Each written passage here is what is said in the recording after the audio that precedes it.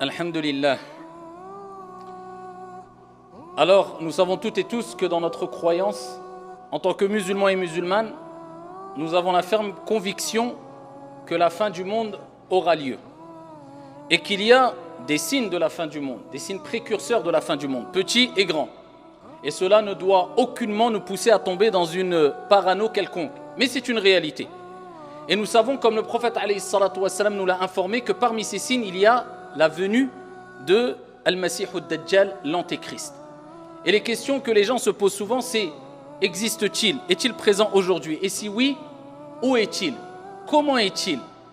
Et qu'est-ce que vraiment cette épreuve qui est l'épreuve, la tentation de Al-Masih ad-Dajjal, le faux Messie ou l'Antéchrist? C'est ce qu'on va voir rapidement, Inch'Allah, wa billahi tawfiq.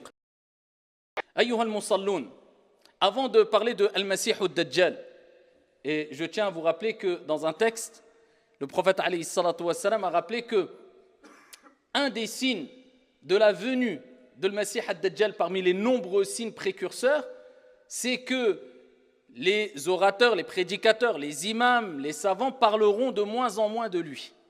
Donc ici nous profitons de cette occasion de ce vendredi pour parler de Al-Masih ad-Dajjal et rappeler aux croyants et aux croyantes certains points essentiels afin de ne pas, comme j'ai dit précédemment, tomber dans une quelconque parano. Alors la première des choses à savoir, c'est que, comme j'ai dit précédemment, la fin du monde est une réalité. Et nous devons avoir une ferme conviction concernant cette réalité. La fin du monde aura lieu d'après notre croyance. Maintenant, est-ce que nous, il nous incombe de rentrer dans une parano, de rentrer dans un délire, de rentrer dans une folie, parce que plus d'un sont rentrés dans des dépressions, épreuve à la pluie, et j'en suis témoin, dans des dépressions à force de parler, à force d'écouter des exhortations, à force de penser à la fin du monde. Et ils ont l'impression que chaque jour sera la fin du monde. Et quand je vois ce genre de comportement, je me souviens de l'imam At-Tabari, qui a rapporté dans son tafsir une parole d'Al-Mughira ibn Shu'ba à son époque. Alors que dire de notre époque? Il disait, Al-Mughira ibn Shu'ba, les gens disent Al-Qiyamah, Al-Qiyamah. Les gens ne cessent de penser à la fin du monde, à la résurrection, et il a rapporté ici qu'il visait la fin du monde, l'heure, la grandeur. Al-Qiyamah, Al-Qiyamah, en oubliant leur propre heure. Parce que ce qui t'incombe toi, ou disons plutôt de manière plus précise, ce qui nous incombe, ce n'est pas, ou ce qui est le plus important, ce n'est pas de savoir si oui ou non tu vas vivre pendant les événements de la fin du monde, mais c'est de savoir est-ce que tu es prêt à rencontrer ton Seigneur. Parce que ce qui est sûr, c'est que toi, tu as une fin. Et tu vivras cette fin. Mais la fin du monde, ce n'est pas sûr que tu la vives. Donc pourquoi tu te préoccupes plus de la fin du monde que de ta propre fin? Et en se préoccupant de sa propre fin, on reviendra à l'essentiel. C'est-à-dire, je dois me préparer spirituellement à rencontrer mon Seigneur.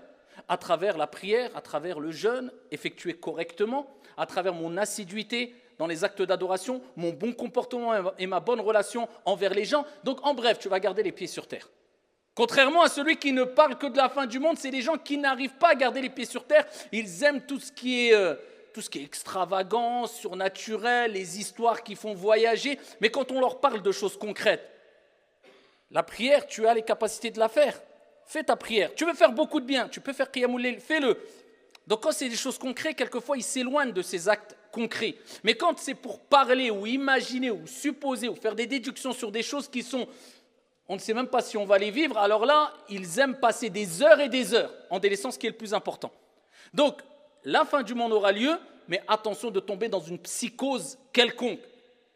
Jusqu'à ce qu'il y ait des gens qui viennent nous dire, alors en parlant des signes de la fin du monde, alors ce n'est pas seulement ça la cause, il y a d'autres causes. C'est pour ça que je dis souvent, wallahi, beaucoup de gens dans la communauté, malheureusement, je parle de gens qui sont atteints quelquefois de maladies psychologiques, etc., ont besoin plus de psychologues et de psychiatres que de raqi. Il y a des gens qui viennent te voir et qui te disent « je suis le Mahdi ». Combien j'en ai vu moi? Je suis le Mahdi. C'est moi qu'on attendait. Jusqu'à ce que plusieurs personnes sont venues jusqu'à la mosquée en nous disant ça. J'en ai rencontré plein. Je suis le Masih ad-Dajjal.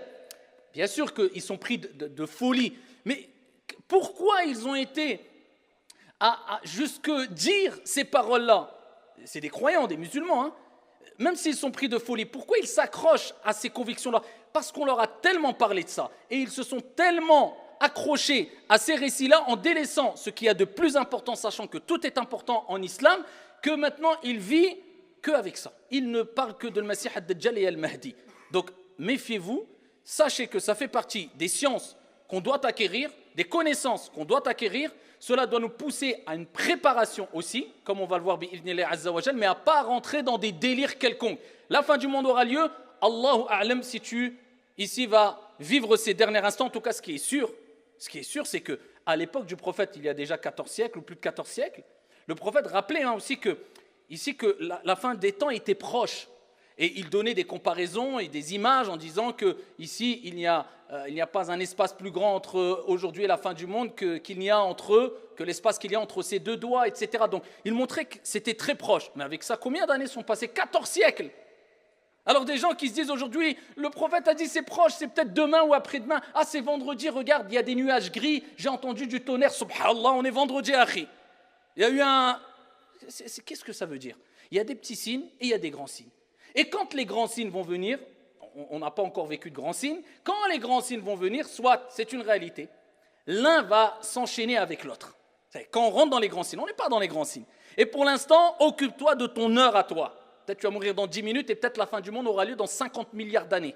C'est possible, Allahu a'lam. Donc reste ici, garde les pieds sur terre et reste avec nous. Par contre, parler de le Masih ad-Dajjal, c'est important et c'est une réalité. Alors certains rentrent dans un autre excès en disant le Masih ad-Dajjal, non, c'est des textes qui sont la plupart faux. Dans une grande partie des sujets en religion, on va trouver des textes qui sont faibles et d'autres textes dans le même sujet qui sont bons. Est-ce que ça fait qu'on rejette le sujet? Non. Et est-ce que si un texte est daïf, ça fait qu'on ne peut pas travailler avec des règles bien sûr? Non. Est-ce que ça fait qu'on doit le rejeter? Non. Est-ce que ça fait que c'est un hadith mensonger s'il est faible? Ça dépend du degré de faiblesse. Non. Et de plus, concernant le Masih ad-Dajjal, l'antéchrist, le faux messie, ça regorge de hadiths authentiques, même s'il y a des hadiths faibles. Il y a plein de hadiths authentiques. Si nous restons juste dans As-Sahihayn, on trouve plein de hadiths. Et particulièrement dans Sahih Muslim, dans l'authentique de l'imam Muslim. Alors parmi les hadiths rapportés par l'imam Muslim, le prophète sallallahu alayhi wa sallam, il dit: il n'y a pas eu une plus grande tentation, une plus grande épreuve depuis la création de Adam jusqu'à la fin du monde que la venue de qui? Al-Masih ad-Dajjal, le faux messie, l'antéchrist. Il n'y a pas. Donc là, on comprend qu'on parle d'une épreuve, d'une tentation, pas des moindres. Le prophète, il dit, c'est la plus grande des épreuves. La plus grande des tentations, eh bien, c'est quand le Masih ad-Dajjal va venir et va éprouver les gens. C'est la plus grande des épreuves. C'est le prophète alayhi salatu wa sallam qui l'a dit dans Sahih Muslim. Le prophète sallallahu alayhi wa sallam, il nous a rappelé aussi comment était le Masih ad-Dajjal et quels étaient les critères distinctifs pour reconnaître al-Masih ad-Dajjal. Rapporté par l'imam Muslim, le prophète sallallahu alayhi wa sallam, il va jusqu'à nous le décrire. Il va jusqu'à nous le décrire. Et cette description, eh bien, va nous rappeler que le Masih ad-Dajjal, c'est pas comme certains pensent, parce que certains ils sont tellement dans un délire et ils sont tombés dans le monde des Illuminati, surtout avec Internet aujourd'hui. Hadith wa la haraj. Il y a des gens, ils pensent que le Masih ad-Dajjal c'est la banque qu'il a dans sa rue, la rue du coin, c'est la banque. L'autre il croit que c'est le paquet de gâteaux chez lui parce qu'il y a un œil. Masih ad-Dajjal il est venu, il va montrer, il intervient, il apparaît à travers ce paquet parce que l'autre il va dire non, le Masih ad-Dajjal t'as pas vu là-bas, regarde la forme dans le vêtement, c'est comme un œil. Comme l'œil de le Masih ad-Dajjal, il n'y a pas les deux yeux parce qu'il est borgne. Donc regarde, il est partout, il nous encercle. Wallah, qu'il y a des gens qui sont devenus fous. Plus que cela, il y a même des prédicateurs religieux qui quelquefois rentrent dans ce délire-là complet. Alors permettez-moi d'être un peu littéraliste ici. Parce que quelquefois, il faut être littéraliste. Là, dans des sujets qui concernent le ghaib, l'invisible, les choses qui nous dépassent, ni moi, ni vous, même pas le prophète avait le droit de s'exprimer sans qu'il y ait pour le prophète et les prophètes une révélation divine ou pour nous une preuve concrète qui nous montre que c'est une information provenant de Dieu. Donc pourquoi moi je vais aller au-delà des informations qui m'ont été apportées? Je vais inventer un paradis, je vais inventer un enfer, je vais inventer des délices du paradis, je vais inventer des délices de l'enfer qui n'ont pas été rapportées.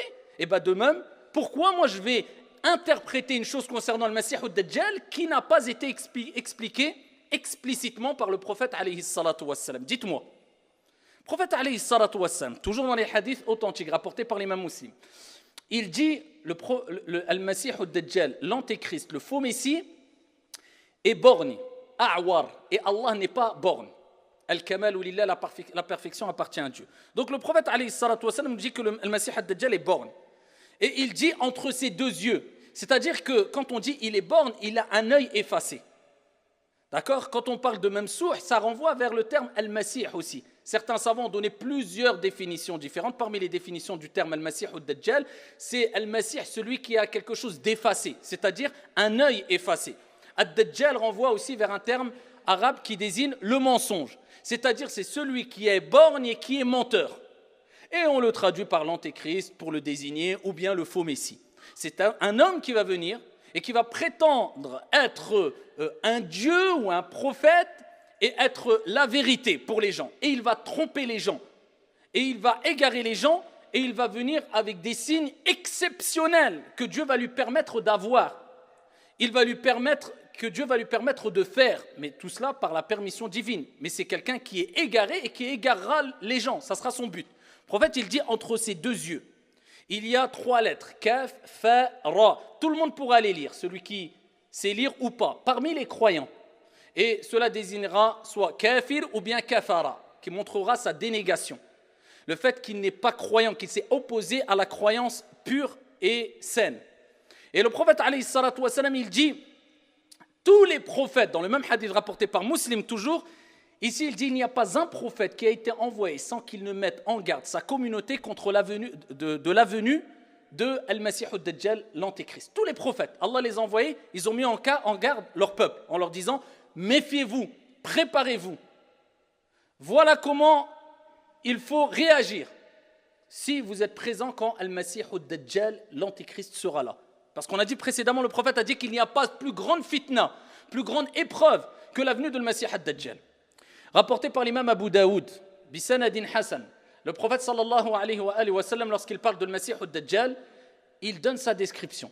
Il dit il est plutôt petit de taille et il est borgne, bien sûr, comme on l'a vu, et il a les cheveux crépus et frisés. Dans d'autres descriptions, il est rapporté qu'il a le front large et les épaules larges. Et il y a plusieurs autres descriptions concernant le Masih ad-Dajjal qui rappellent que, comme on dit, un grand groupe de savants, que ce n'est pas un diable, mais c'est un être humain qui fait partie des enfants d'Adam. C'est une espèce, une créature qui fait partie des êtres humains. Alors, le Masih ad-Dajjal va venir avec des miracles, si on veut, entre guillemets. Va venir avec des signes, va venir avec des choses qui vont impressionner. Et le prophète alayhi salatu wassalam l'a rappelé dans le hadith rapporté encore par Muslim, dans son sahih, dans son recueil authentique.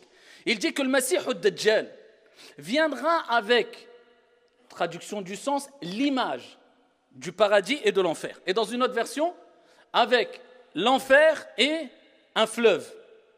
Le prophète alayhi salatu wassalam, il dit, son enfer sera le paradis et son paradis, ou bien le fleuve, sera ici l'enfer. Et donc il a recommandé, il a dit aux compagnons, il les a préparés en leur disant, si vous voyez son enfer, car ce n'est pas réellement l'enfer, mais l'image de l'enfer qui vous met devant, qui vous propose, vous imaginez, l'enfer avec ses affres, avec ses... Eh bien il pourra donner la vision de soi-disant l'enfer en face des gens. Et du paradis pareil. Et les gens qui vont tomber dans le panneau et qui ne connaîtront pas le Masih ad-Dajjal, qui ne se seront pas prémunis du soit à leur ignorance ou bien au fait qu'ils n'ont pas été patients et qu'ils n'ont pas été fermes, eh bien plongeront dans le paradis qui sera un enfer. Et ceux qui auront délaissé ce paradis car ils sauront pertinemment que c'est un menteur kadhab, c'est un fattan, eh bien ils plongeront dans l'enfer qui sera un paradis.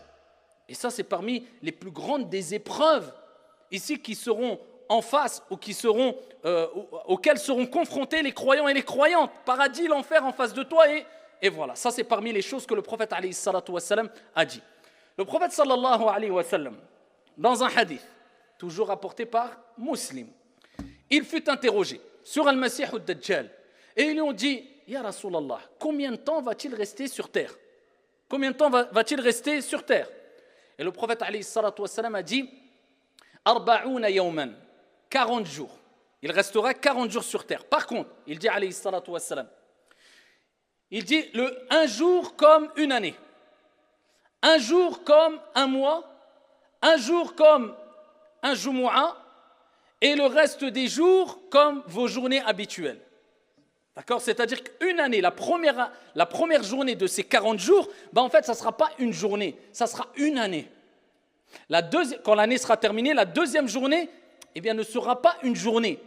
Cette journée sera concrètement, un mois. Ensuite, ça sera dans une version une semaine, une version un jumu'ah, et ensuite le reste des jours comme le reste des jours. Le hadith est rapporté par Muslim. Le prophète sallallahu alayhi wa sallam, il continue. Et il dit, il sera plus rapide que les pluies éparpillées par les vents. Très rapide. Il pourrait être là dans un instant, quelques instants après, à l'autre bout du monde. Bon, donc, celui qui n'est pas croyant, qu'il mette pause et qu'il aille écouter quelqu'un d'autre. Parce qu'il faut vraiment avoir une croyance ferme en cela pour pouvoir s'imaginer de qui va être le Messie ad-Dajjal. Ça, c'est des paroles prophétiques dont on y croit fermement. Donc, il dit il se déplacera rapidement sur la surface de la terre et ça sera une épreuve pour l'ensemble des gens. Et il dit, alayhi salatu wassalam, il fera tomber la pluie devant les gens. Vous voulez de la pluie? Il y a la sécheresse? Ok. Devant un peuple, devant un groupe. Vous voulez de la pluie? Ok. Il ordonnera au ciel de faire tomber la pluie, bi'idhnillah, par la permission d'Allah. Vous voyez, les épreuves, ça sera dur. Imaginez-vous, quelqu'un vient aujourd'hui, il te regarde et dit quoi? Tu veux qu'il pleuve? Le ciel fait tomber la pluie, il pleut. Tu vas te dire quoi? C'est pas des petites... on ne parle pas de sihr, de magie qui peut tu dire oui, mais il y a une explication. Oui, il travaille avec les djinns. Oui, c'est la pluie qui tombe. Donc, il fera des choses impressionnantes. Il traversera, toujours dans le hadith rapporté par Muslim, le prophète sallallahu alayhi wa sallam, il dit dans le même hadith, il passera par des ruines et il ordonnera aux ruines de faire sortir ses trésors. Il y aura des ruines et des trésors cachés, des choses qui sont enfouies, peut-être depuis des siècles, etc. Il ordonnera à ces ruines de faire sortir ses trésors et le prophète, il dit, ils sortiront comme un amas d'abeilles. Vous avez vu des abeilles? Si tu vas les déranger, un groupe d'abeilles, ils sortent et en plus de cela, si toi tu les déranges, tu cours, ils te suivent. Pareil. Les trésors sortiront comme ça en masse et ils suivront où il veut Al-Masih ad-Dajjal, l'antéchrist, le faux messie. Quand les gens vont voir ça, qui va réussir à patienter si ce n'est illa man rahim Allah, sauf celui à qui Allah fait miséricorde. C'est pour cela que le prophète alayhi salatu wassalam a dit, si le Masih ad-Dajjal apparaît et je ne suis pas auprès de vous, fathbutu, soyez fermes. Et Allah Jalla wa Ala nous recommande maintes fois dans le Coran d'être ferme, et particulièrement lors des épreuves. L'épreuve, pour la réussir, il faut être ferme, et en demandant à Dieu de t'assister, parce que si tu n'as pas de fermeté, tu vas fléchir, perdre tes forces, et ici, tu vas abandonner même peut-être ta croyance. Donc c'est pour cela qu'il est toujours bon de demander à Dieu de nous accorder fermeté dans notre foi, dans notre croyance. Le prophète, il dit, soyez ferme, il ne faut pas que vous ayez des doutes. Je suis sûr à 100% que c'est un menteur, car le prophète nous l'a décrit et nous l'a rappelé. Parmi les textes très impressionnants aussi de le Masih ad-Dajjal, et là on répondra à la question rapidement ici, est-ce que le Masih ad-Dajjal, l'antéchrist, existe maintenant, au moment où je vous parle? Est-ce qu'il est quelque part dans le monde, sur la surface de la terre? Rapporté par l'imam Muslim toujours. Fatima bint Qais, radiyallahu anha wa ardaha, elle raconte un récit plus qu'étonnant et plus qu'impressionnant. Très long le récit, je vais l'abréger. Elle dit, le prophète alayhi salatu wassalam a ordonné qu'on appelle à la prière, al-adhan. Et quand ils ont fait l'appel à la prière, les gens sont venus et elle a dit, je suis venu. On a accompli à la prière derrière le prophète sallallahu alayhi wa sallam et précisément, elle dit, j'ai prié derrière les hommes parce qu'à l'époque du prophète, il y avait les hommes dans la même pièce que les femmes étaient derrière les hommes. Elle dit ensuite, je me suis assise, le prophète sallallahu alayhi wa sallam est monté sur le mimbar et le prophète alayhi salatu wa sallam a dit, je vais vous raconter un récit de Tamim ad-Dari. Et il était content, le prophète alayhi salatu wa sallam. Pourquoi? C'est comme vous, quand vous dites quelque chose, et c'est pas que les gens ne vous croient pas, mais tu sens que peut-être c'est tellement impressionnant ce que tu dis que tu te dis, mais pour qui me croit? Faut y aller quand même. Et d'un coup, quelqu'un vient avec la preuve claire, sans aucune ambiguïté, que ce que tu as dit est vraiment vrai, il a attesté de ce que tu as dit. Tu vas être content, tu vas dire, je vous avais dit ou pas? Le prophète, alayhi salatu wassalam, il leur a parlé plusieurs fois de le Masih ad-Dajjal. Et Tamim ad-Dari, ce compagnon qui s'est converti à l'islam, a vécu une situation impressionnante. Il a rencontré lui-même le Masih ad-Dajjal. Il est venu raconter cela au prophète sallallahu alayhi wa sallam. Le prophète, il a fini la prière, il est monté sur le minbar. Il a dit, je vais vous raconter quelque chose. Il l'a vu, Tamim ad-Dari. Regardez ce qu'il a vu, ce qu'il a vécu. Et le récit nous rappelle que Tamim ad-Dari était dans une barque avec des gens autour de lui. Et il s'était échoué, après qu'il y ait eu une tempête, il s'est échoué sur une île. Et le prophète, à la fin du texte, il nous rappelle que l'endroit précis, c'est vers l'Orient, c'est vers l'Orient, c'est vers l'Orient. Donc n'essayez pas d'aller faire une exploration, parce qu'aujourd'hui, certains ils peuvent écouter cela, ils vont mettre son sac à dos, ils seraient capables d'aller... nous, ça nous incombe peu, et on n'a pas à se préoccuper de cela. Mais je cite le hadith quand même. Donc ici, il dit, je me suis échoué dans une île. Et quand on s'est retrouvé dans l'île déserte, on a vu une sorte de bête poilue, rapportée par Muslim, qui est venue vers nous. Ils ont été pris de panique. On serait reparti à la nage. On aurait sauté dans l'eau, Ils ont été pris de panique et ils ont dit, qui es-tu? Elle dit, je suis l'espionne. Et ici, ils ont dit, mais qu'est-ce que ça veut dire l'espionne? C'est qui cela? Elle dit, venez, je vais vous montrer quelqu'un. Il est là-bas, dans un endroit retranché, caché, noir, sombre. Donc eux, ils se sont dit, on a cru que c'était un diable. On s'est dit, bon, on va aller voir. Qu'est-ce que cette chose-là, poilue, nous dit? Ils vont dans un endroit, une sorte d'endroit reculé, caché, isolé, une sorte de grotte. Et ils disent ce qu'on n'a jamais vu d'aussi impressionnant. Un homme attaché, des grosses chaînes au cou, aux chevilles, aux pieds. Et ici, ils ont commencé à parler avec cet homme-là. Et cet homme-là, j'abrège, il leur a posé plein de questions. Est-ce que cela a eu lieu? Est-ce que cela a eu lieu? Et il leur a parlé même du prophète Mohammed alayhi salatu wassalam. Est-ce que l'homme qui était illettré, qui s'est dit prophète est venu, etc., ils lui ont dit oui, etc. Ensuite, Al-Masih ad-Dajjal, eh bien ici, a dit qu'il leur a rapporté qu'il va sortir et que ça sera une fitna pour les gens, etc., etc. Ils sont repartis. Le prophète sallallahu alayhi wa sallam, ici, a raconté cela et il a raconté le passage où l'antéchrist, le Masih ad-Dajjal, a dit « Je partirai partout, je rentrerai partout, sauf à Mecca et à Taïba. » À Mecca et à Taïba, je ne rentrerai pas. Le prophète, il était sur le minbar, il avait son bâton et il a tapé 3 fois sur le minbar en disant « Je vous avais dit, ici, il a dit Mecca et Taïba, Mecca et Taïba, Mecca et Taïba. » Il dit « C'est ce que je vous avais dit. » Parce que le prophète leur a dit que le Masih ad-Dajjal, l'antéchrist, partira partout, pourra rentrer partout, sauf à la Mecque et à Médine. Taïba, c'est-à-dire à Médine. Pourquoi? Parce que Taïba et Mecca sont des endroits sacrés qui sont préservés, protégés par Al-Malaïka, par des anges autour, et il ne pourra pas rentrer. Et le prophète, alayhi salatu wassalam, ensuite, il termine le récit, il regarde les compagnons, il dit « Je vous l'avais dit ou pas ?» Traduction du sang, je vous avais raconté cela ou pas? Je dis « Na'am, ya Rasulallah. » Donc le prophète, alayhi salatu wassalam, a été content que ce qu'il a dit, eh bien, a été attesté par des personnes de confiance qui l'ont vu de leurs propres yeux. Et c'était ici Al-Masih ad-Dajjal, d'où la parole d'un grand nombre de savants qui disent qu'il existe, il est présent et il est enchaîné aujourd'hui dans un endroit du monde, Allahu A'lam, Dieu seul sait où c'est exactement. Et il sortira, il sera libéré quand Allah subhanahu wa ta'ala, notre Seigneur, lui permettra d'être libéré. En tout cas, ce qui nous incombe, c'est de savoir comment s'en prémunir. Comment s'en prémunir? Il y a 2 grands moyens pour s'en prémunir, sachant que j'ai cité le premier moyen qui est al-thabat, rester ferme. Le deuxième moyen, c'est ce que le prophète a rappelé dans les hadiths rapportés toujours par Muslim. Étonnant que des gens disent oui, les hadiths, la plupart sont faibles. Je suis d'accord que certains ont l'intention de mettre en garde la communauté parce que beaucoup tombent dans des délires. Et je le dis, je le répète encore une fois, il y a des jeunes aujourd'hui qui deviennent fous avec ces sujets de la fin du monde et compagnie. Et quand tu parles avec lui, tu te dis, lui, Mskin, il a besoin d'un psychiatre et un psychologue. Donc ici, il faut garder les pieds sur terre. Mais par contre, de dire que la plupart des textes sont faibles, c'est faux. Rapporté par l'imam Muslim. Le prophète sallallahu alayhi wa sallam, comment ça serait faux alors que le prophète, il dit quoi? Il dit, il a ordonné aux compagnons, il a recommandé aux compagnons ce que lui-même faisait. Écoutez bien, aux 5 prières par jour. Vous imaginez, ça veut dire on pense à cela 5 fois par jour et on cherche protection près d'Allah 5 fois par jour. C'est que c'est pas n'importe quoi. Le prophète, il a dit, c'est la plus grande des fitnas, la plus grande des épreuves.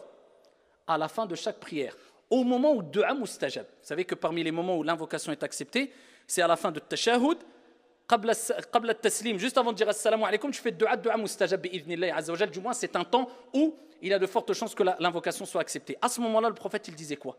il disait ce qu'il a recommandé aux compagnons. À chaque prière de ces 5 prières, il disait, dites à la fin du tashahhud, Allahumma inni a'udhu bika min adhabi jahannam, wa min adhabi al-qabr, wa min fitnati al-mahya wal-mamat, wa min sharri fitnati al-masih ad-dajjal.